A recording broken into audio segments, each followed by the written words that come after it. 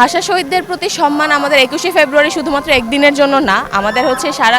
যতদিন হচ্ছে এই বাংলাদেশ আছে, যতদিন পৃথিবী আছে, আমাদের হচ্ছে সবসময় তাদের প্রতি সম্মান জানিয়ে যেতে হবে এবং আমাদের ভাষার যে সম্মানটা সেটা রক্ষা করার জন্য তাদের প্রতি প্রতিনিয়ত সম্মান প্রদর্শন, তারপর হচ্ছে আমাদের বাংলা ভাষার ব্যবহারটা বেশি করে বাড়ানো এবং শুদ্ধ বাংলা উচ্চারণ থেকে শুরু করে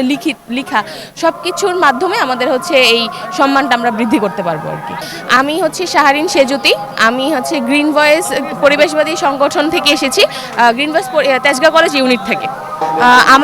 আমার বয়সী যারা আছে, আমরা যারা হচ্ছে বর্তমান স্টুডেন্ট, তাদের প্রতি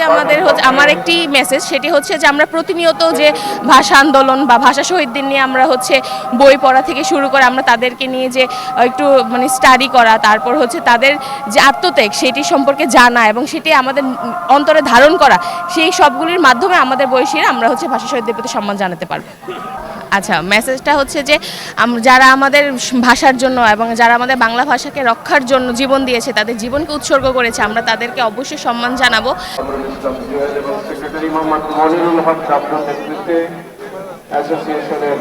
অন্যান্য নেতৃবৃন্দ শহীদ ব্যক্তিদের পুষ্পস্তবক অর্পণ করছেন।